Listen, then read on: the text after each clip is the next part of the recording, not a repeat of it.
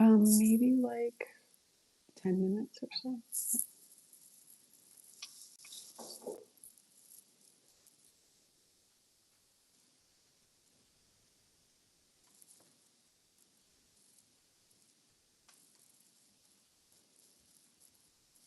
Hello, welcome. I am coming to you guys from sunny Florida, and you can see I have a much better background than my normal bedroom background, which is very boring in my bedroom in Idaho. So today I am at my sister's house in Florida, and you can see I have a plant behind me. And so I want to talk about something kind of different today. The last few lives I've done have been all about fasting. And I just thought I would do one about eating because I think that we're tired of talking about fasting. At least I'm tired of talking about fasting. If I'm tired of talking about it, you're probably tired of hearing about it. So you can see my hair is like a little bit frizzier because I'm in like a humid climate, but that's okay. Bad hair day, but I will take being in a beautiful climate to have bad hair. So, what I want to talk about today is some strategies for making every bite count when you're eating. And for those of you who are doing the 36-hour fast, I apologize, but just remember that what you say to yourself is, I get to eat tomorrow. So this is just a bunch of tips about what you get to eat tomorrow if you're doing the 36-hour fast. But I wanted to go through kind of what I eat in a day and the kind of foods I prioritize and why. And part of the reason why I think this is so important is because if you don't have a real solid plan, you're going to end up just grabbing the wrong thing. And this isn't something that you necessarily have to eat this way every 100% of the time, but it's just kind of things to prioritize. So that's kind of what I want to go through today. And kind of the theme of it is just how do you make every bite count? So I brought some different foods to show you guys what I tend to eat every day. These are some oysters. These are wild caught and they're in olive oil. This one I just got from Walmart, but there are some better brands too that I know Costco has some that are also in olive oil. But the most important things that you should look for when you're looking for sardines is to make sure that they are wild caught. And if you can't find them in olive oil, make sure they're in water or mustard, but you don't want to get them obviously in soybean oil or any kind of other oil besides olive oil, because those oils are so bad for you that you're counteracting the good that the sardines does. And so then I also have here for you some whole oysters. I did end up getting these in water, and the reason was because I couldn't find them in oil, in olive oil. And like I said, you don't want to get them in soybean oil. So I just want to go through real quick the reasons why I try to eat those two foods every single day. And I normally break my fast with those two. So you've probably heard about the importance of omega-3 fatty acids, but you might not know the full extent of it. So if you're familiar with the Weston Price Foundation, it's a current website right now that's still going. And it's promoting the ideas of, my favorite health researcher, Weston Price. So they have an article on there right now that I will link in the follow-up video. So if you're a paid subscriber, this video comes to you as a recording after the video is over. And then I put a lot of links in it. So I will drop a link to this article. But the title of the article, you can also Google it. It's called Sardines for Brain Health. And it's the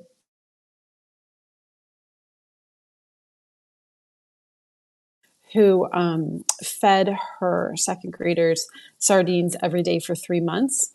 And she showed there was a dramatic increase in their ability to do all kinds of academic things, but specifically their handwriting.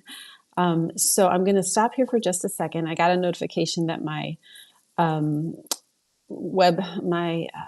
what's it called? Internet might not be very strong. So go ahead and just give me a thumbs up in the message bar if you can hear me well.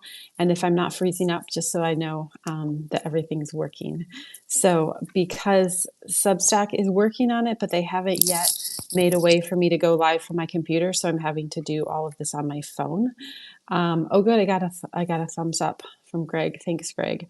And Ida. I'm gonna do the super backwards kind of screen sharing, which is where I hold my computer up to my phone because it's just taking Substack a little while to get the full thing going. But I wanted to show you guys this. So this first was the handwriting of the kid.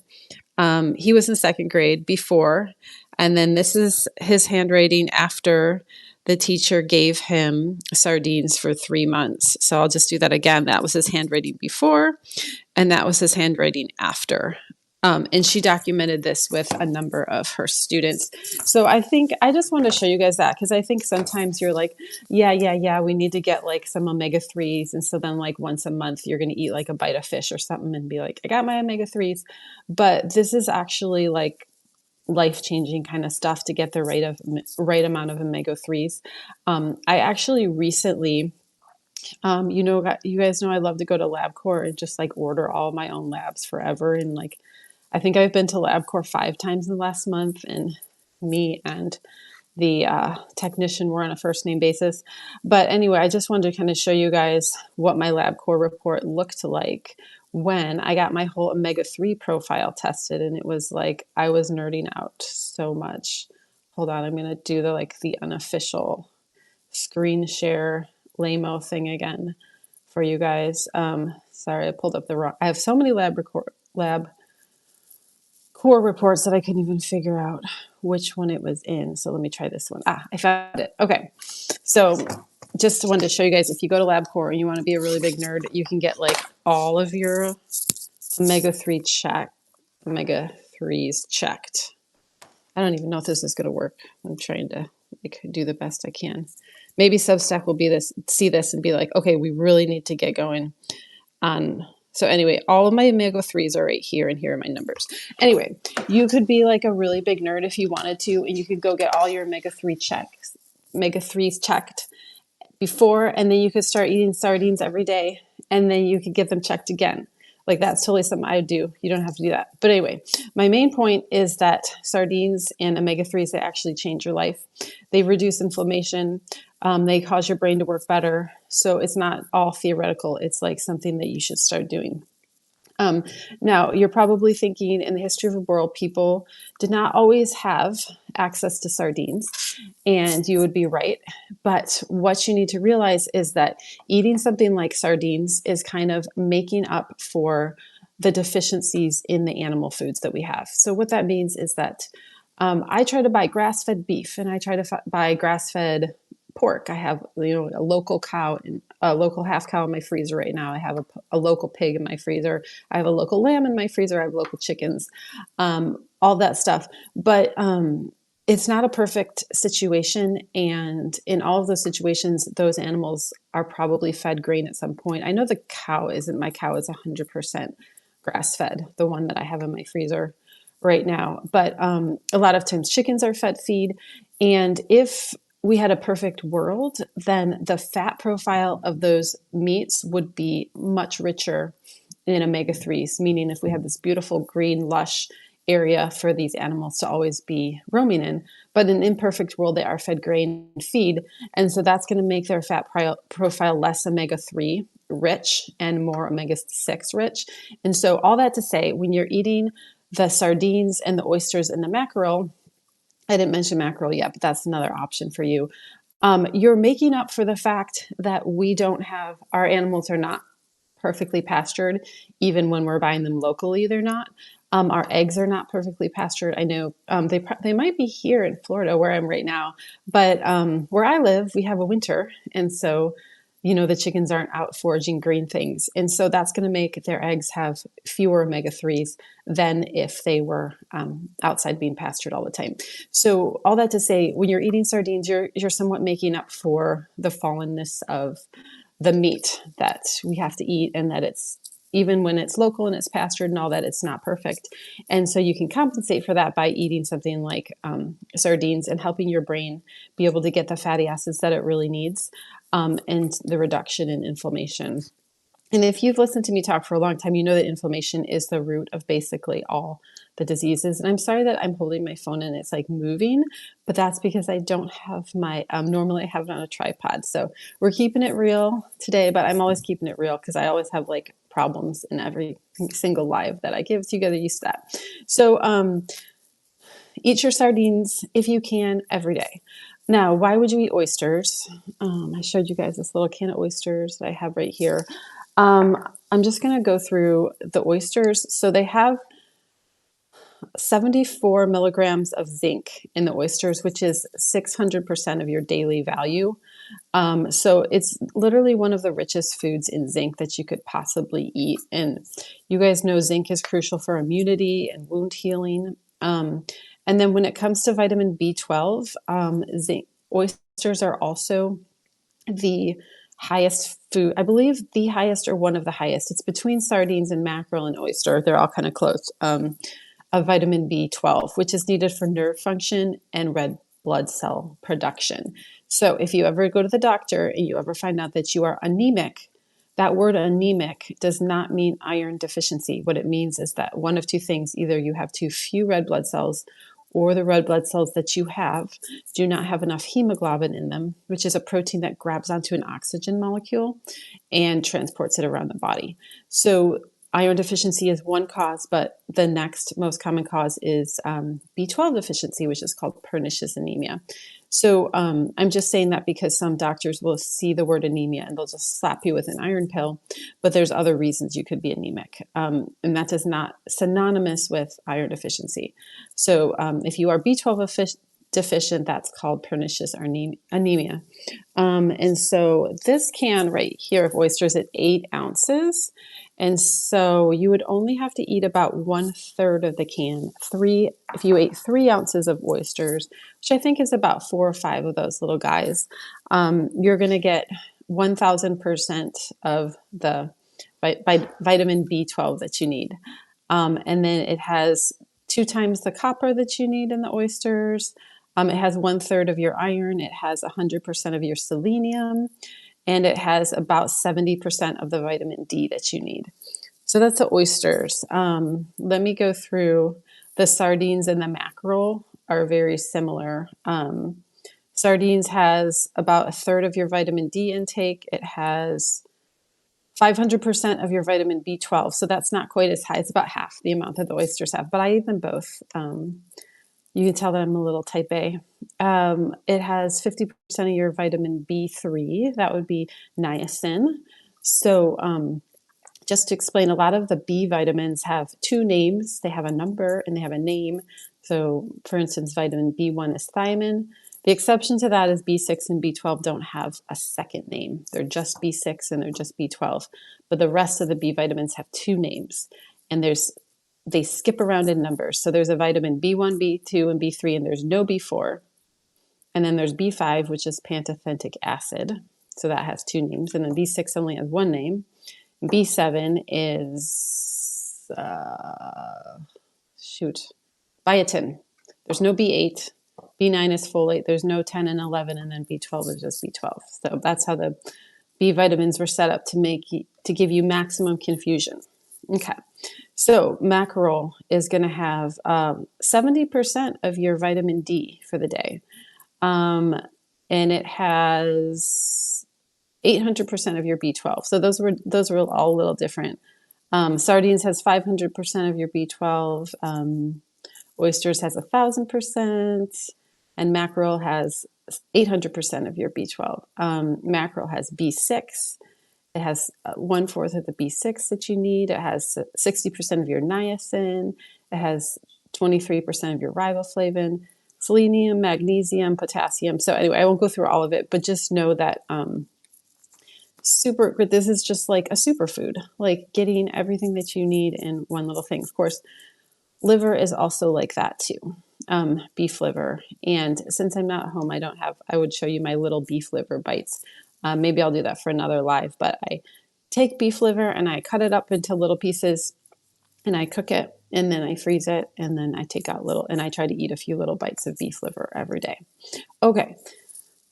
After you've eaten all of your sardines, a few sardines and a few oysters, the next thing that I like to eat is, I'm going to show you my wonderful salad that my sister picked from a local organic garden. I mean, it doesn't get much better than this, but we are in Florida, so people in Florida have things that we in Idaho don't have this time of the year. But these are leaf lettuces. This is a green leaf lettuce, and this is I'll show you this beautiful red leaf lettuce. Isn't that so beautiful? Now, all of the leaf lettuces and romaine are very low in oxalates. So it's always difficult when you're doing things with nutrition to parse out what's good and what's bad. And I'm just going to answer a question really quick. So I may have missed this part, but how many ounces of sardines per day? Okay, so this right here is a 3-ounce can.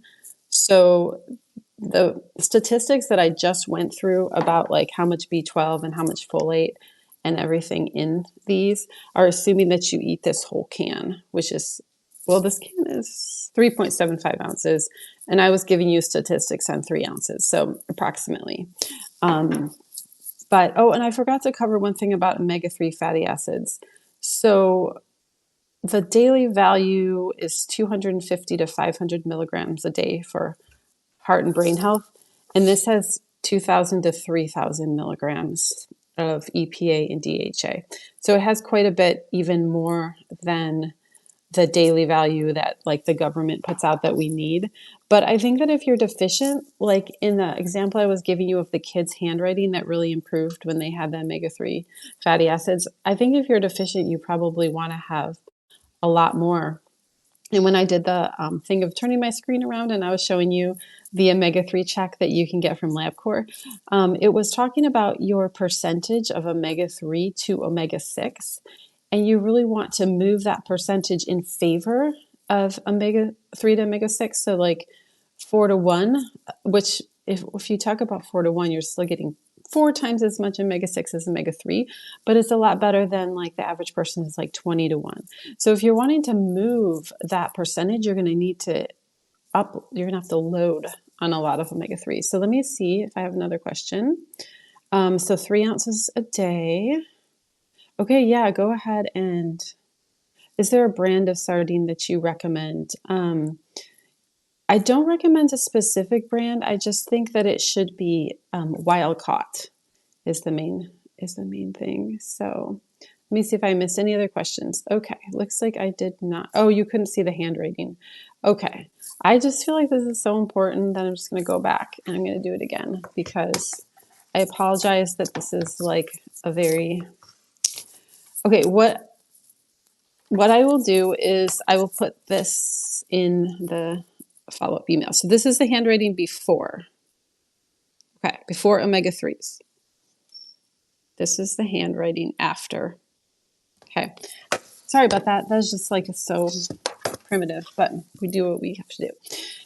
So anyway, back to omega-3 fatty acids.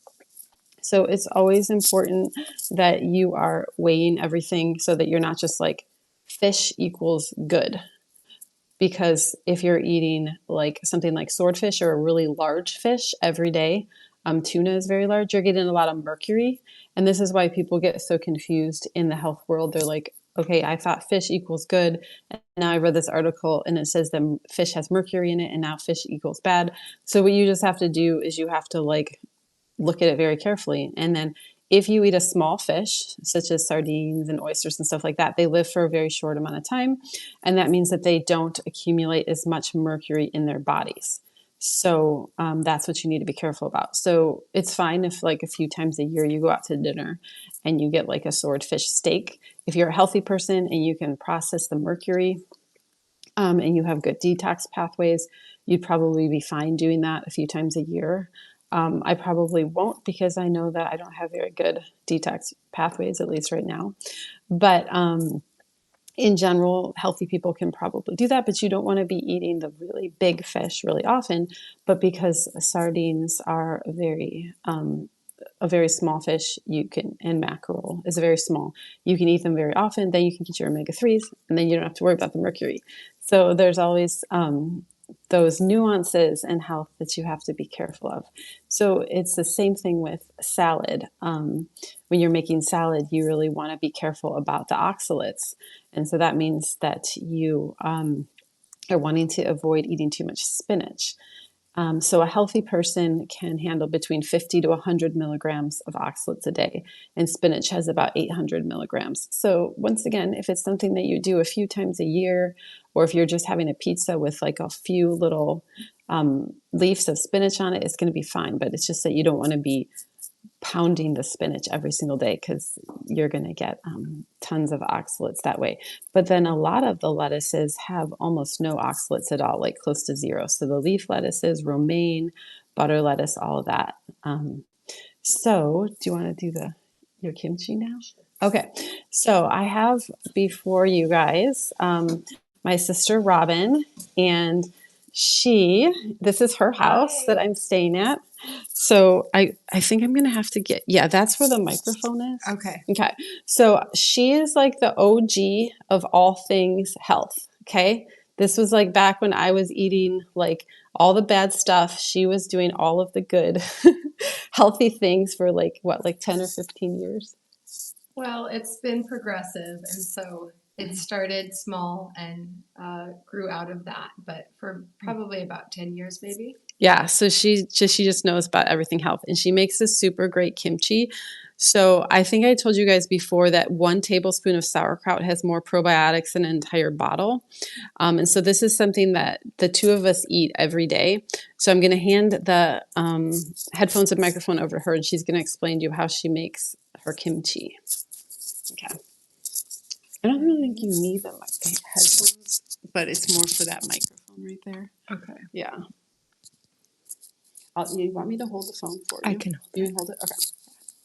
Okay, so what I'm calling kimchi is not the traditional preparation of kimchi in the Asian cultures, and you can make it that way. And what I have here, I've just used a leftover jar. I normally make it in half-gallon jars, but this is the extra from that batch. And what is similar from kimchi to sauerkraut is they're both fermented products based from cabbage. You can use the traditional cabbage is Napa cabbage, but if you don't have that, you can easily use red and green cabbage. And then to build kimchi, you are adding other root vegetables in addition to the cabbages. So in a kimchi, you have fermented fish sauce and you have some kind of chili, which gives it heat. I did not have those things on hand right now, so I used a myriad of other vegetables that I had either from the farm that I volunteer at, or you can get them at a co-op or a place like Whole Foods. So this preparation has carrots, turnips, parsnips, turmeric root, ginger, and then Napa cabbage and green cabbage. And when you're making a fermented product like kimchi or sauerkraut, the only important thing is that you understand the ratio of salt to vegetable matter. So the ratio you want for salt is 2 to 3% for your brine. And that is what is going to lacto-ferment the sauerkraut and the other root vegetables in the appropriate fermentation environment to get the good bacteria, and the salt content will suppress the growth of any kind of bad bacteria.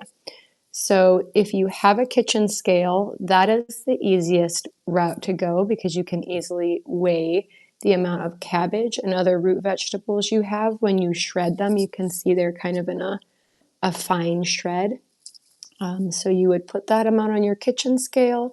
Then you would shred by hand, or do you use a food processor? We have shredded by hand before just with a rough chop, but we do have a mandolin. You can also do it in a food processor. There's different ways you can go. Some people do larger, especially for kimchi traditionally has larger sections of cabbage, whereas sauerkraut, you might have really fine shreds. This just was done on a mandolin, so you can see it's kind of like fine, small pieces.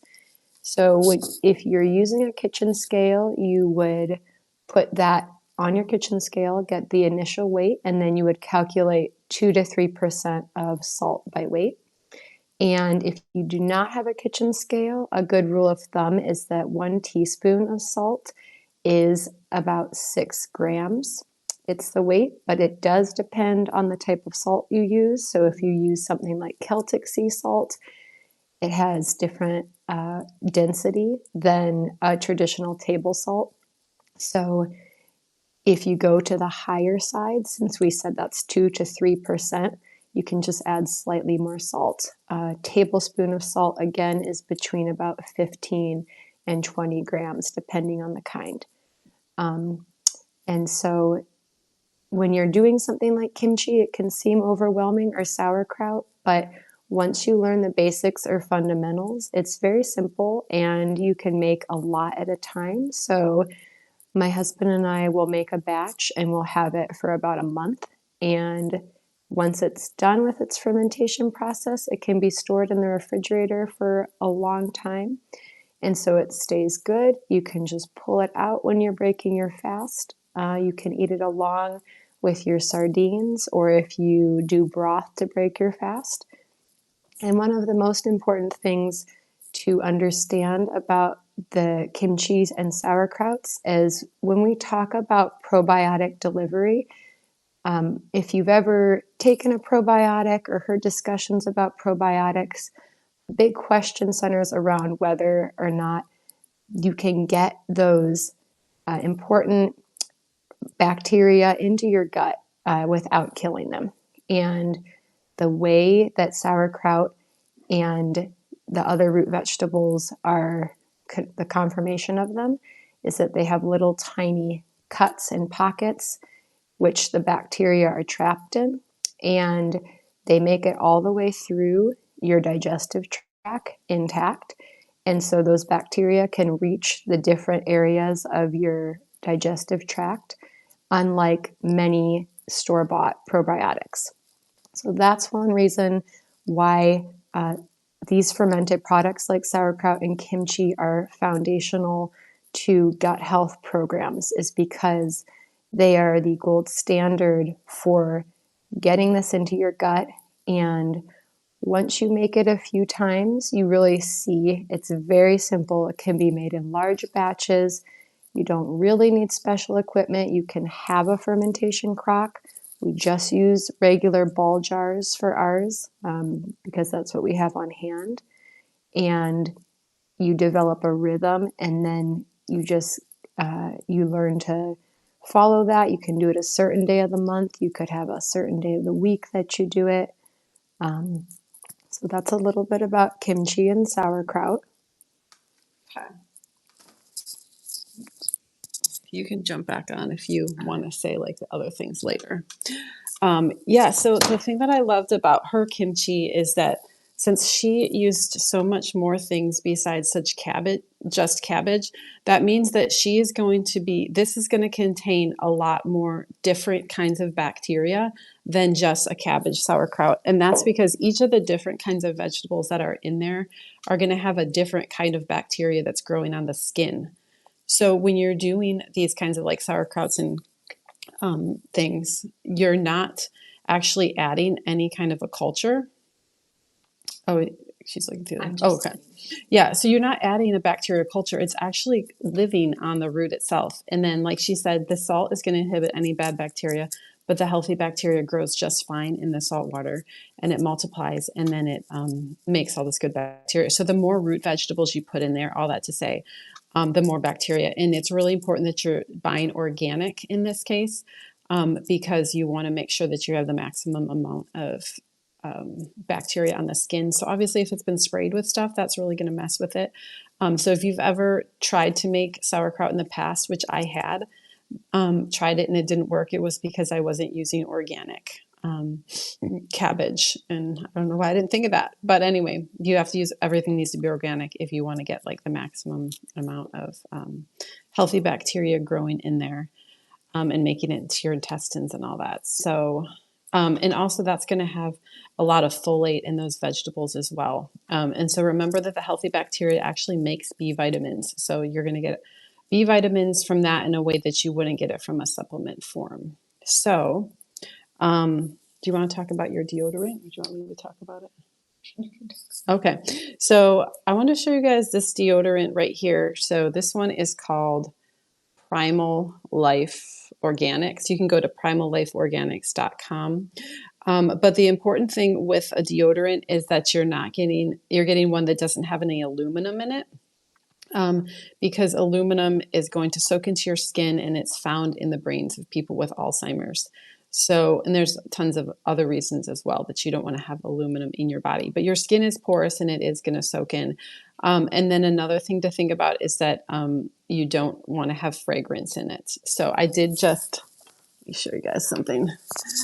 I was going to recommend this one to you guys, Native, and you can get this. I think I got this at Walmart, but it's like $12, but it has fragrance in it, and that is going to be endocrine disrupting. But something like this has, let's see, it just has essential oils, like a peppermint oil. It actually smells very, very good.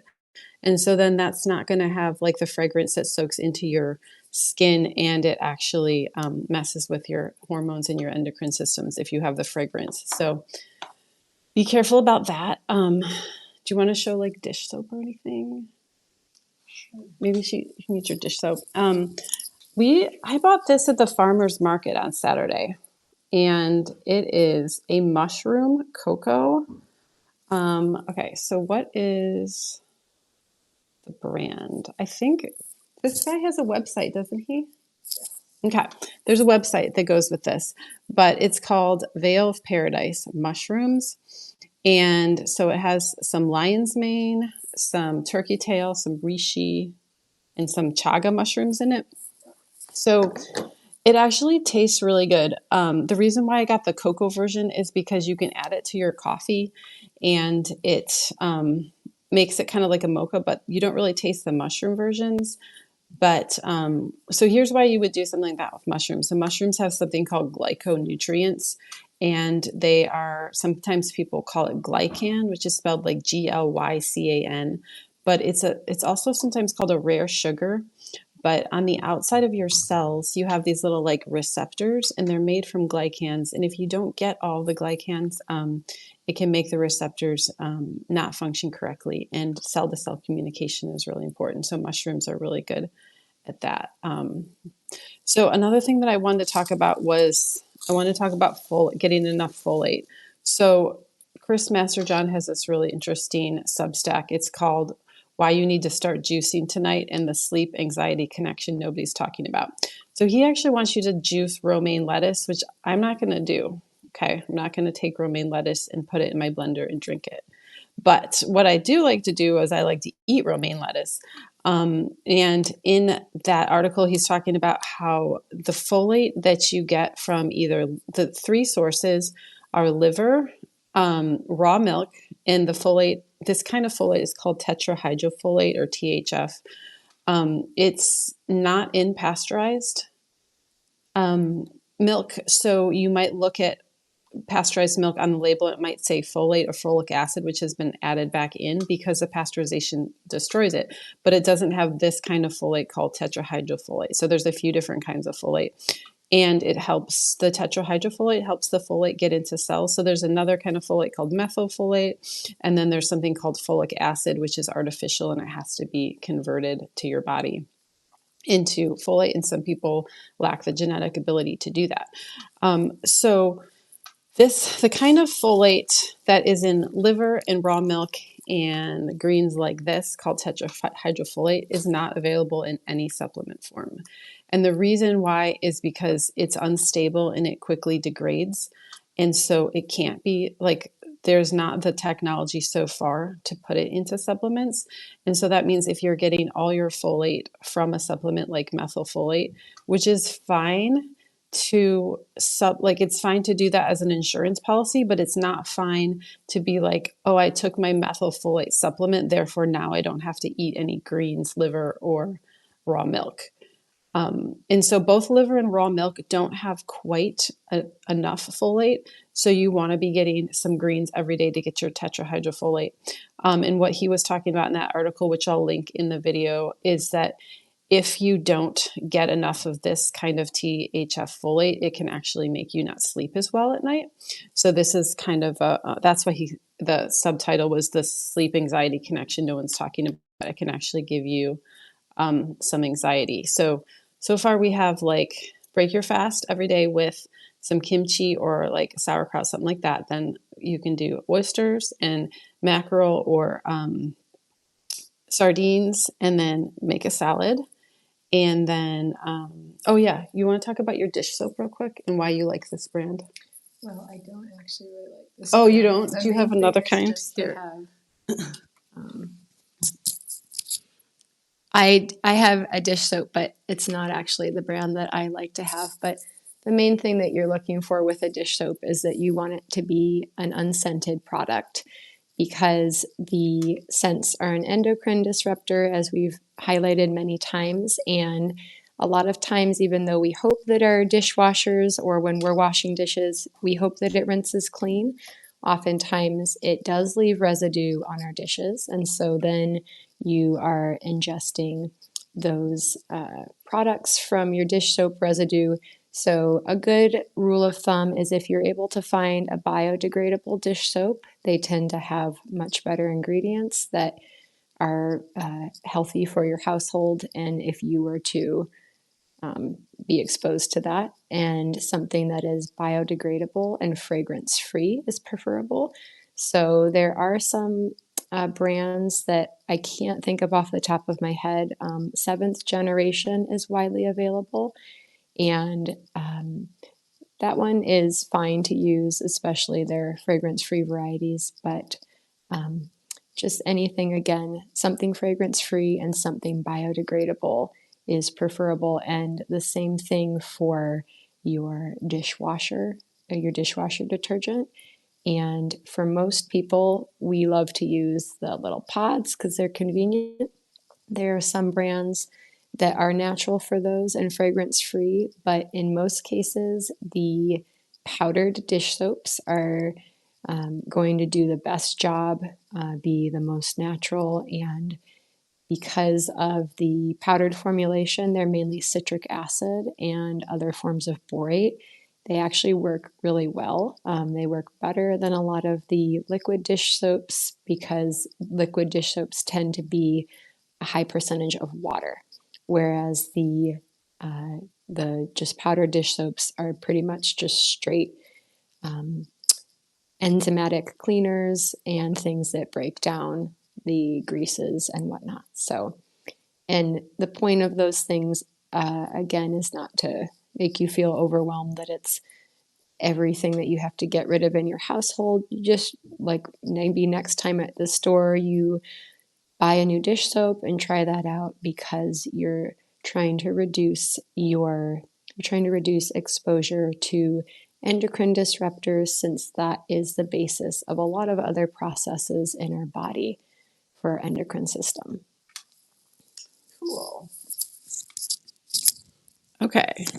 Thank you. And I definitely was the person who I am like, I didn't do everything all at once. It was just like kept thinking about new things. And so I was like, okay, now I need to work on getting hand soap that doesn't have fragrance in it. And now I'm going to work on cleaning up my kitchen products. And now I'm going to work on cleaning up my personal care products. So it was like, for me, it was just like a step at a time. Is that kind of how you did it too?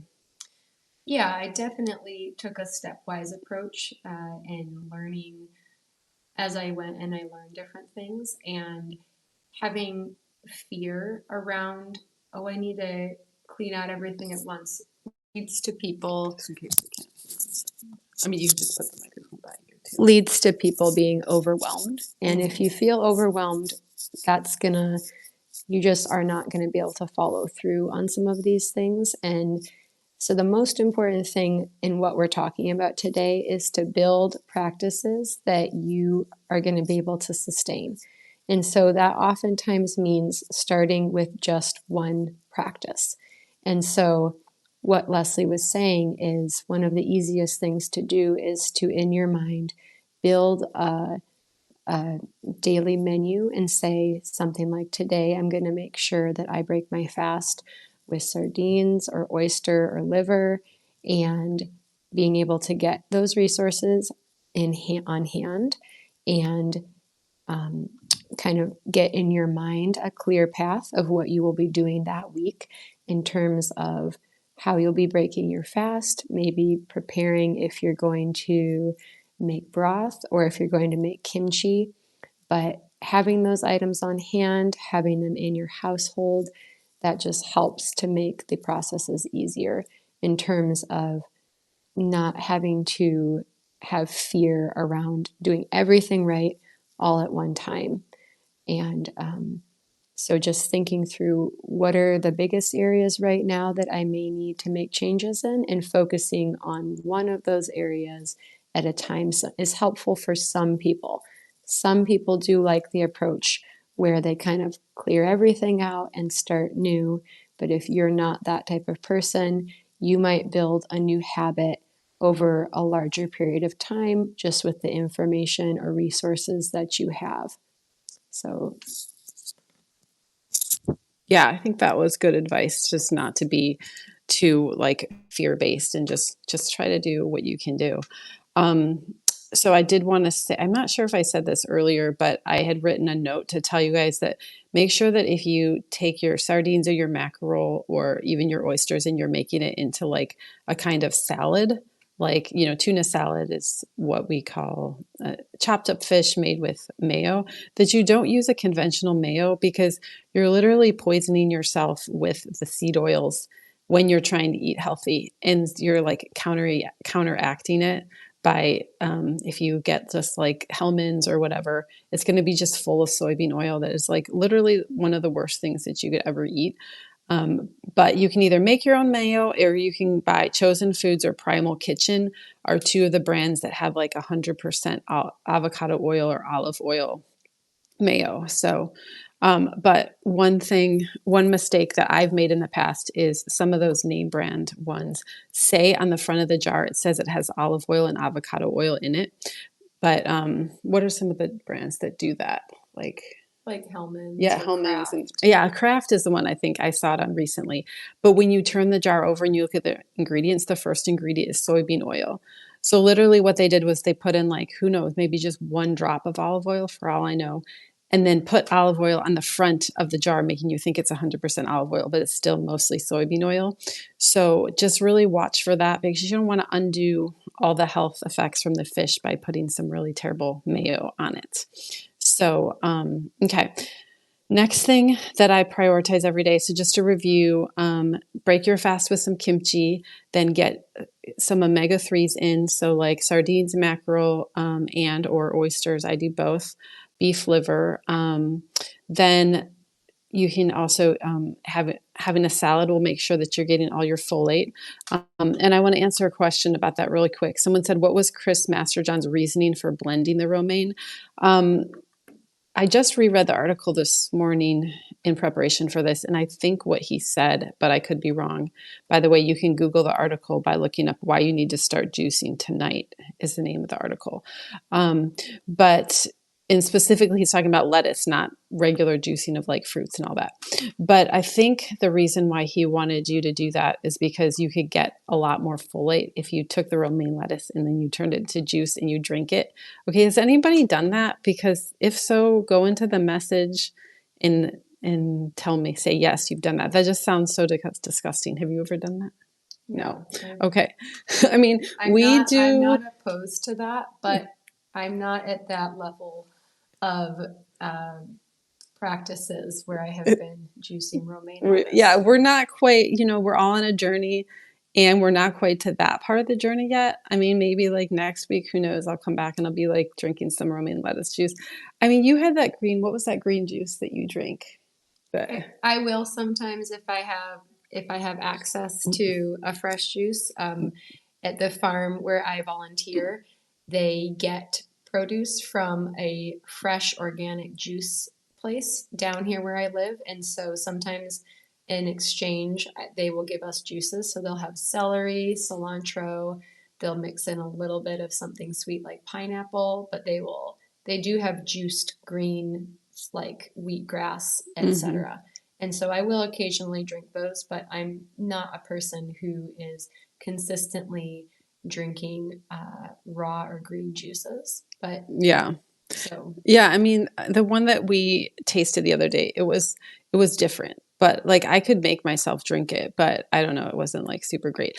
But maybe I should try it before I knock the romaine lettuce juice. Maybe I should just try it instead of saying it's so bad. But here's the other thing. I really like eating salad. Like I enjoy eating it.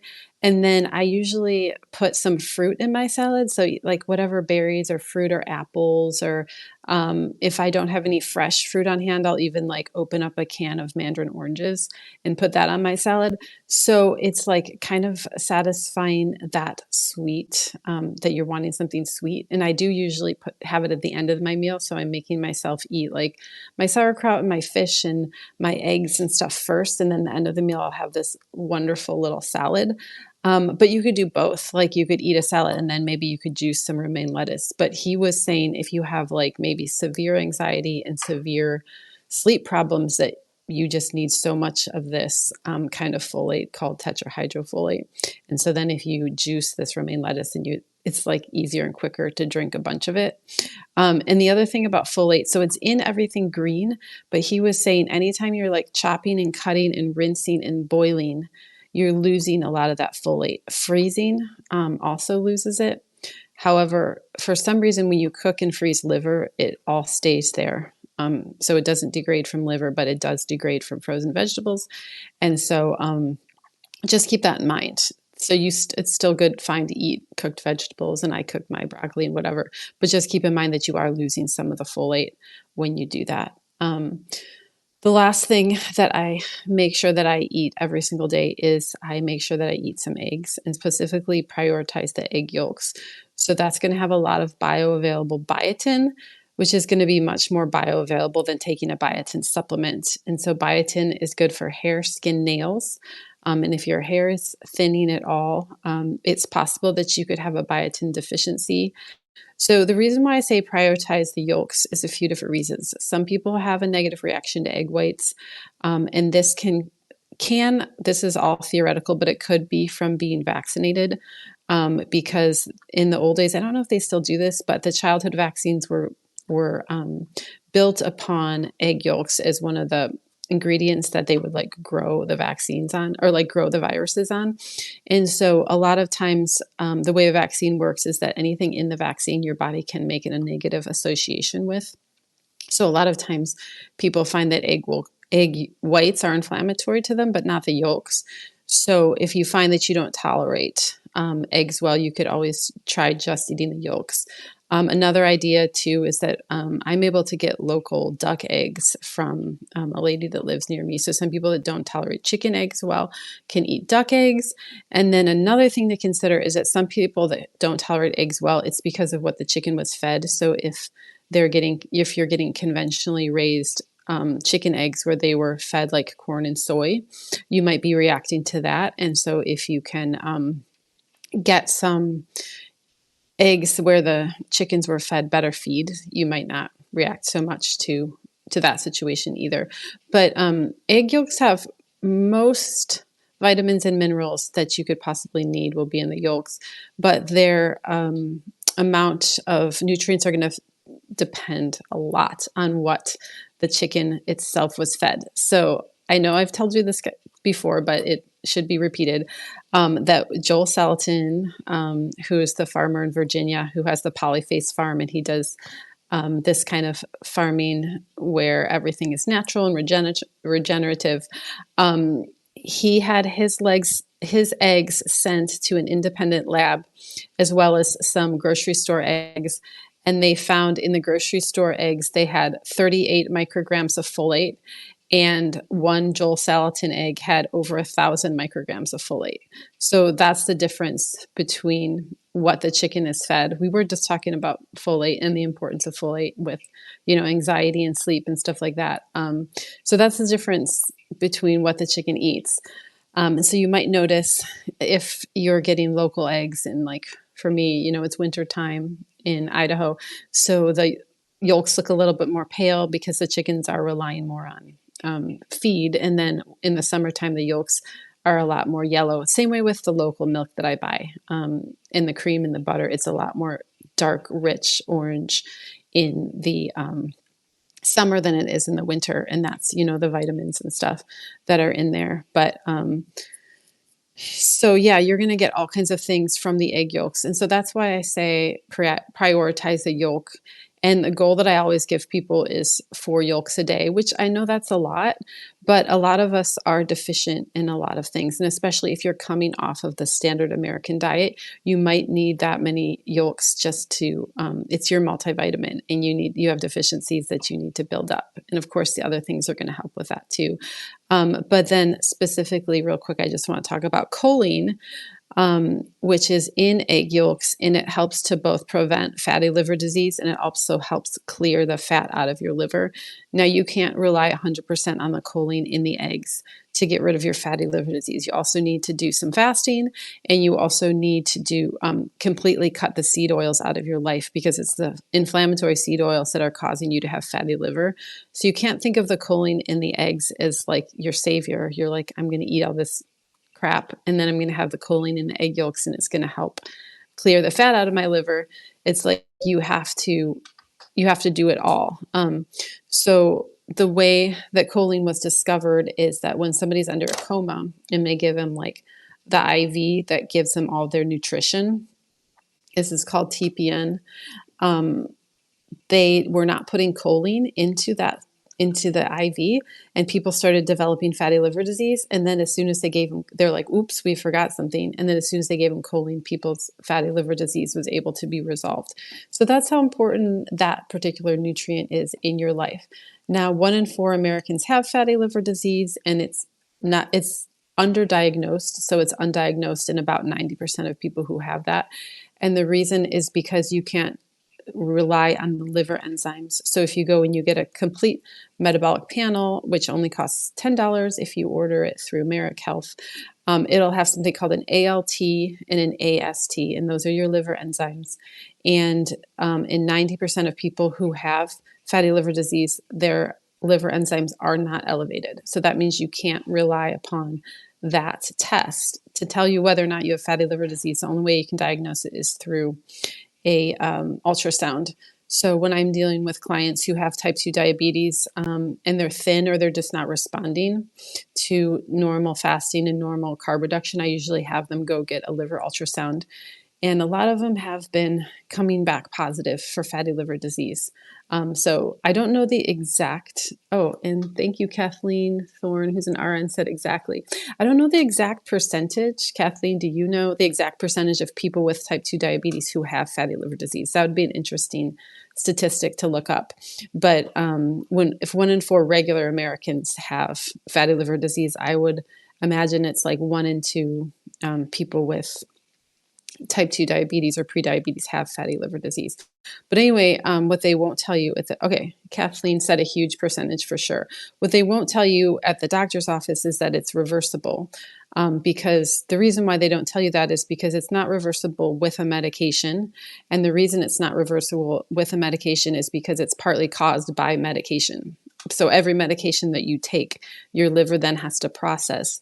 And when you have fatty liver, it means that's a sign that your liver got behind on processing all of the toxins and medications that you gave it. So giving it one more medication isn't going to clear out the fatty liver disease. You can only do it with fasting and reducing your intake of seed oils, or cutting your intake of seed oils to 0. You have to greatly reduce your fructose intake, because fructose, the only kind of sugar your body uses is glucose.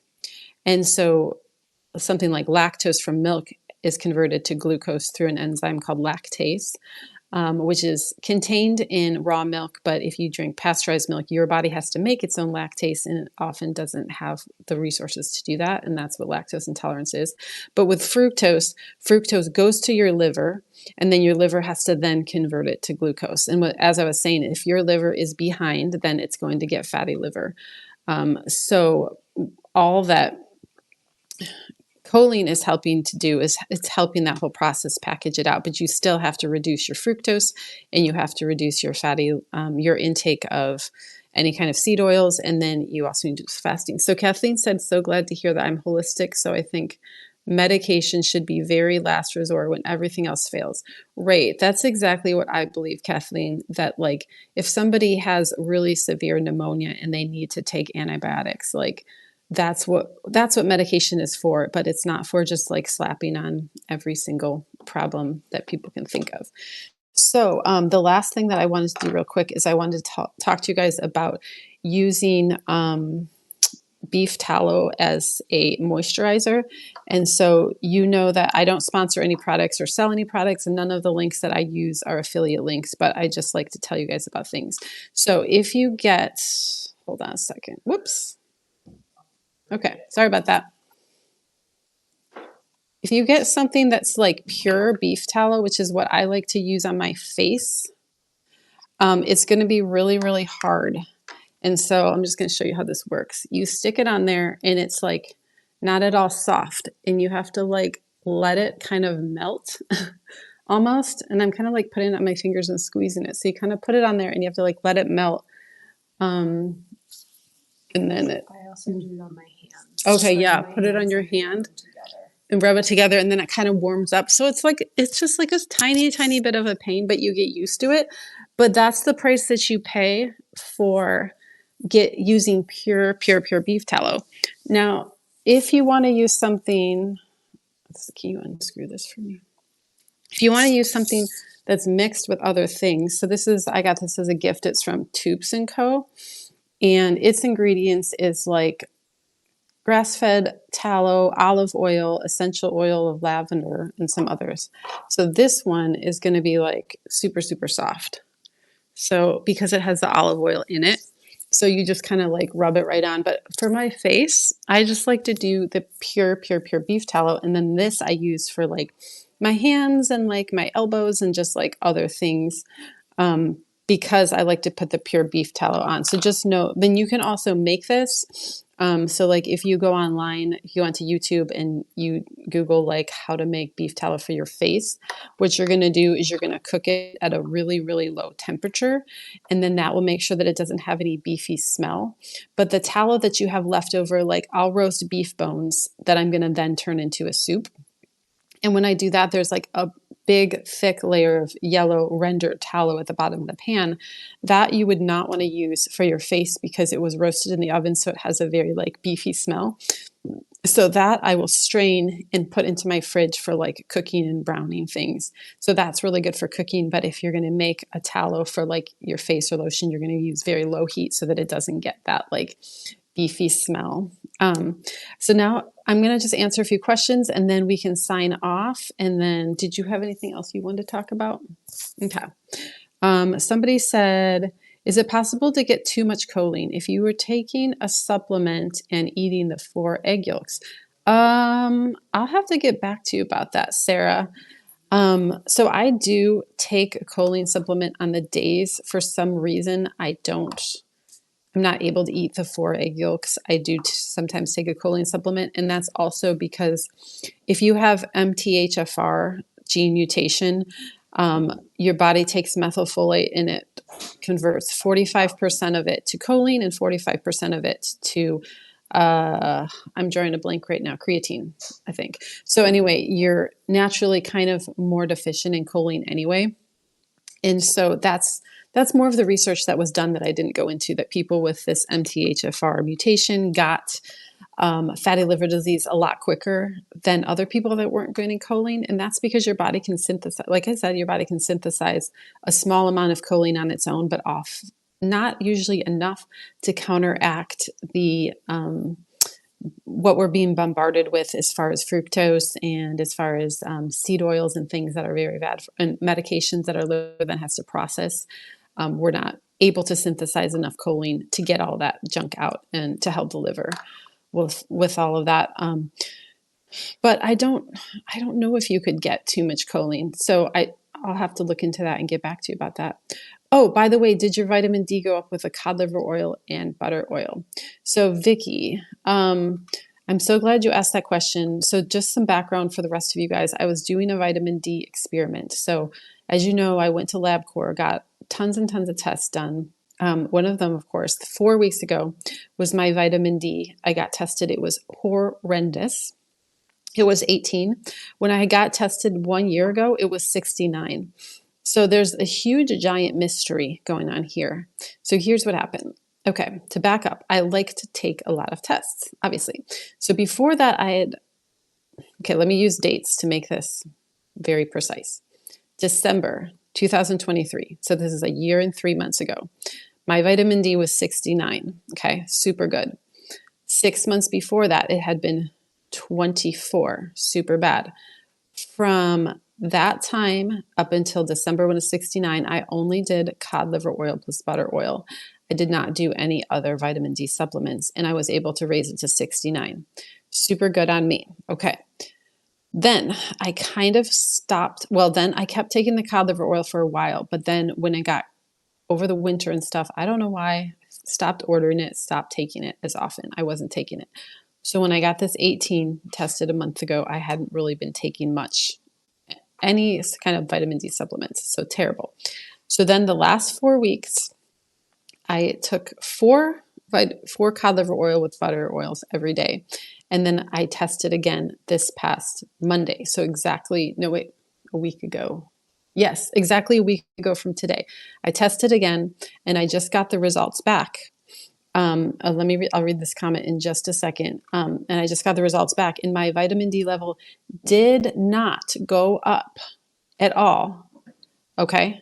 From taking 4 cod liver oils every day. So it had been 18.3 and it came back as 17.9, which is, I don't know if it actually went down or if that's like a reference range thing. So I'm going to read what Kathleen wrote real quick. She said, I find it interesting that we still call vitamin D basically a vitamin where it really functions more like a hormone in the body.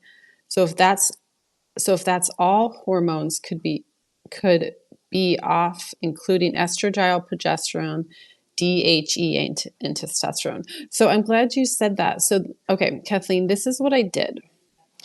I had my last Monday, and I specifically picked Monday because it was day 19 of my period, which I've been having 24-day cycles. So that corresponds with day 21 on a normal person's 28-day cycle. I tested my progesterone and my estradiol and my DHEA because I wanted to see what my relationship of progesterone to estradiol is, to see if I had estrogen dominance. And I also tested my DHEA and everything came back really normal. So I don't know, there's a mystery about my vitamin D. And I also had these thyroid labs come back abnormal. And I'm going to see a functional medicine doctor day after tomorrow because I'm flying back to Idaho tomorrow, sadly, to have to leave beautiful Florida. And then on Wednesday, I'm going to see my functional medicine doctor about my thyroid. So I don't know what that has to do with my vitamin D. Like, you know me, I read a million things online. Someone was like, it could be that I'm not able to absorb it in my gut because my thyroid is off. So anyway, I'm going to get all that figured out. And it's just, it's a big guessing game right now why my vitamin D is so low. And I'm also doing another vitamin T test when I get back from Florida. So I don't know if you guys can tell this lovely sun that I have on my face. We have been sitting outside every day, and I've been sitting outside specifically at noon for like an hour with no sunscreen on. And I'm going to get my vitamin D tested right when I get back and see if that made my vitamin D go up, because I think this will be a really good test because I tested vitamin D just by using cod liver oil. And now I kept taking my cod liver oil, and we'll see what 1 week in the Florida sunshine plus cod liver oil did to my vitamin D, if that made it go up or not. And then I obviously need to just start taking a regular vitamin D supplement, which you know that in the past I have been somewhat opposed to, but I think that I will be willing to take it if I can find a really good source. So my brother-in-law, Robyn's husband, Robyn, who you're just seeing, he was telling me about, he has one that's made from lichen, because I'm very picky about vitamin D and I don't want to get an artificial one and all that kind of stuff. So Kathleen said it definitely could also, if there are any gut issues like low stomach acid, fat mouth absorption, any gallbladder, liver issues, magnesium deficiency, I take tons of magnesium. Of course, medications, I take no medications, chronic inflammation, all that could affect my ability to absorb vitamin D. So, yeah, this is just a real interesting experiment because obviously the cod liver oil a year and a half ago worked great to raise my vitamin D, and now it's not. I'm pretty good with my stomach acid. Um, it would take too long for me to explain how I know that, but this is definitely a mystery. So I will keep you guys posted on my mystery things that are happening. I didn't talk about my thyroid yet because I really wanted to see my functional medicine doctor first and get her opinion on it. But anyway, I hope that was helpful, just giving you guys an idea of foods to eat, foods to prioritize. And I just want to say to you guys that I know, before I sign off, I know you're probably thinking this sounds like it's not going to be very much fun. Oh, another thing I eat every day is bone broth too. And you're probably like, this just doesn't sound like very much fun. Like, instead of you being able to sit down and just eat like a cinnamon roll, it's like, now I've got to eat kimchi, and now I've got to eat, like sardines and all this stuff. But just keep in mind that when you eat that way, your body really starts to enjoy it. You start to look forward to those foods because there's this kind of feedback when you put something like that in your mouth. Your body actually tells you that it's what you needed. This isn't going to happen the first time that you eat this way, but over time, you will get a sort of feedback where your body tells you, thank you for eating that. That's what I needed. And then you will start to crave it more, and then you'll start to enjoy it more. And you'll develop this intuition where you want those foods because you know how they're going to make you feel. And the things that I notice when I eat that way is that if I break my fast at like 1 o'clock, I don't get hungry to snack. So it's not this like willpower thing where I'm like, I cannot eat until dinner. I cannot eat until dinner. It's like you just feel full and satisfied until your next meal in a way that you never will when you feed yourself junk. And so when you just, at the beginning, you're doing it from willpower, you're making yourself eat these sardines, and you're making yourself eat these oysters, and you're making yourself eat these kimchi, making yourself eat this salad, eat these egg yolks. But then later, all of a sudden, you're like, I want to eat this way. Like, I want to treat my body well. I want to feel good. I want that feeling of satisfaction that comes from having the right kinds of vitamins and minerals and omega-3s in your body. And so just try it. Like, give yourself a week. Just be like, every day for a week, I'm going to eat this way. And then I think that you'll really start to appreciate it like I do. So I think that's all for now. Thank you, Kathleen. Kathleen said magnesium is really hard to absorb. As you, as you know, I get my magnesium either through foot soaks, the feet, the largest pore in the body, through magnesium. It's really hard to absorb orally. Yes. So here's some things that I do. I have a magnesium oil that I rub on my body. I also do Epsom salt baths. And I did recently get my magnesium red blood cell tested. It's called magnesium RBC. So it was right in the middle, and I don't know if that's optimal. I need to look at, there's this website called Optimal DX that tells you about the optimal ranges, because the lab ranges, the reference ranges can be like so off. For instance, I like for my clients to have their fasting insulin between 2 and 3 is like an A plus, and then like below 5 is like what I'd call an A. I give people letter grades, and the reference range is up to 24. And if someone has 24, I'm like, you are in full blown diabetes. But anyway, that's all that to say the reference ranges can be off. So I use this website called Optimal DX, and it gives you the optimal. All that to say, I don't know if my red blood cell magnesium is in the optimal range, even though it was in the middle of the regular reference range. But you're having the average unhealthy American as your reference, and that's not what I want. I want optimal. And so I think that if you test your red blood cell magnesium, it's a little bit more accurate than testing just your serum blood magnesium, which has nothing to do with your total body sufficiency. It's just a snapshot of what's in your blood right at that moment. And your body puts electrolytes in your blood if you're like nervous at all, or you just ran up some stairs or something. So the regular serum magnesium is not a good snapshot, but the red blood cells a little better.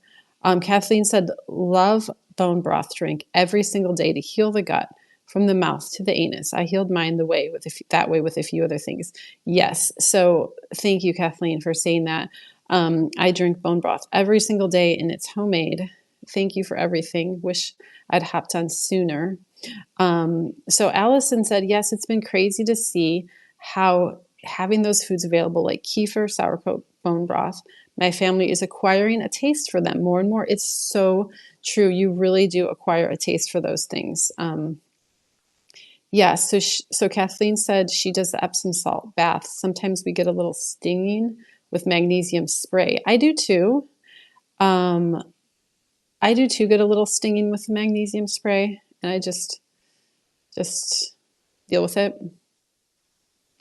Okay, and then Kathleen also said, I don't care what the labs say because look at TSH between 1 and 4. Really, that's ridiculous. I can feel a difference when mine is between 1 and 2. Yeah, so when you're talking about the thyroid stimulating hormone, you want it as close to 1 as possible. And once you get above like 2, I think what Kathleen is saying is your brain is really asking for a lot more thyroid hormone. So that TSH is an inverse number, meaning high is bad. High thyroid stimulating hormone means that your actual output is low. So that's why I'm saying it's like an inverse. So you really want to keep it close to 1. Okay. Kathleen said, I think most blood tests, and it doesn't matter when it's hormones or not, just a snapshot. So we look at patterns, right? Yeah. Sean said, any concerns with oils in that the oysters are in? Yeah. So you definitely want to make sure that you're getting them in either olive oil. And if you can't find oysters in olive oil, get oysters in water, but do not get oysters in soybean oil at all. Okay. Okay, so Kathleen said she worked with an infectious disease doctor that helped people with fertility, and I've got some proprietary information on labs, and there are nothing like that in the middle industry says it's normal. Okay, Kathleen, I am going to be messaging you, and we will talk about that because I'm in the information gathering phase right now, and so I need to gather as much information as I possibly can. And I do just want to say, like, this is, a humbling position to be in, to have something going wrong with my thyroid when I do all of these health things. But I think one thing that people need to remember is I spent most of my life not doing very many healthy things. I was not fasting. I was pre-diabetic. I had all of these health problems, and I was just kind of eating the regular, normal American diet, and I was using bad oils and all of the stuff. So you can't reverse everything. I've really only been doing this for 3 years, and you can't reverse everything in 3 years. And so this problem that I'm having with my thyroid, it probably has been building up for decades. The thyroid medication is the number 2 most prescribed medication in the United States. Number 1 is statins, and I don't even think anybody should be on statins. You can type that into the search on my Substack, and I have about 5 posts on why I don't think anyone should be on statins. But if you take those out, because nobody should be on them, in my opinion, that makes thyroid medication the number 1 most prescribed medication in the U.S. Why is it the most prescribed medication? Well, because the thyroid is very sensitive, a gland that is very sensitive to toxins, and we live in a toxic world. And for most of my life, about at least 40 years of my life, I was exposing myself to toxins and didn't really pay attention to my health. So I can't undo that in 3 years. So, yes, Kathleen, I think that you're like my soul sister. Statins cause Alzheimer's and dementia. They were supposed to be taken off the market years ago, but they weren't. Yeah, so what Kathleen is saying here has been proven in multiple medical studies. So some researchers took a group of patients with Alzheimer's who were on statins. They took them off of statins and their dementia symptoms disappeared. And then they put them back on statins and their dementia symptoms came back. So this isn't like a conspiracy theory. Yeah, it's been proven. It's just that the pharmaceutical lobby is so powerful. Okay, Kathleen, I will definitely DM you. So yeah, anyway, you guys will be hearing a lot more in the future about all kinds of stuff going on with my thyroid. But for now, I'm going to sign off. So it's great. Thank you for jumping onto the call. And then if you're a paid subscriber, you will get the recording of this video along with a bunch of links that I mentioned for different things today. So great hearing from everybody, and I'll catch you next Monday. Oh, and just to say really quick, so what we do as far as the fasts, we do a fast that starts every Sunday night and it goes to Tuesday morning. It's the 36-hour fast. And so I have a number of you doing that with me today. And then once a month, we do a 72-hour as a group. So hope you guys will join us for that. Okay, signing off. Bye-bye.